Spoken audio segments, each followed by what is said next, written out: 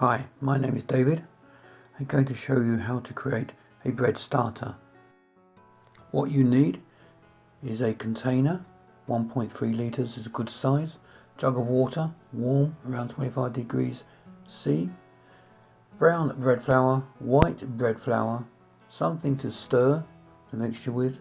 This is a stainless steel barbecue utensil with the head missing, and a set of scales, plus a rubber band. Let's get going. Take 50 grams of the brown bread flour and put it into the container. Take 50 grams of the white bread flour, place this also into the container. Now add 100 grams of water.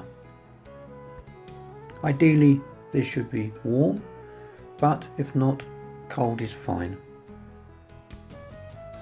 Next, give it a good mix. Make sure the flour is absorbed into the water. Should be yogurt looking, somewhere between a pancake batter mix and butter.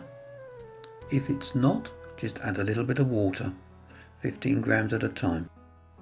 Using a rubber band, mark the top of the starter. Before you put the lid on the pot, smell the starter. Remember that. Place the pot somewhere safe and warm. Every day, give it a quick stir. After a day or two, you will see bubbles forming on the surface. The smell is changing to slightly fruity with a slight sour undertone. Time to add the second feed, using 100 grams of white bread flour and 100 grams of water.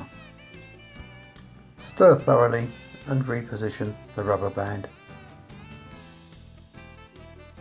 Put the starter somewhere safe to ferment.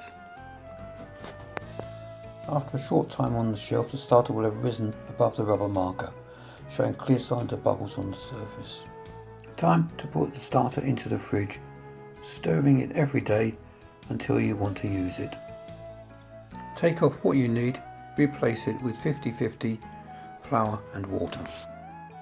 That's it, job done.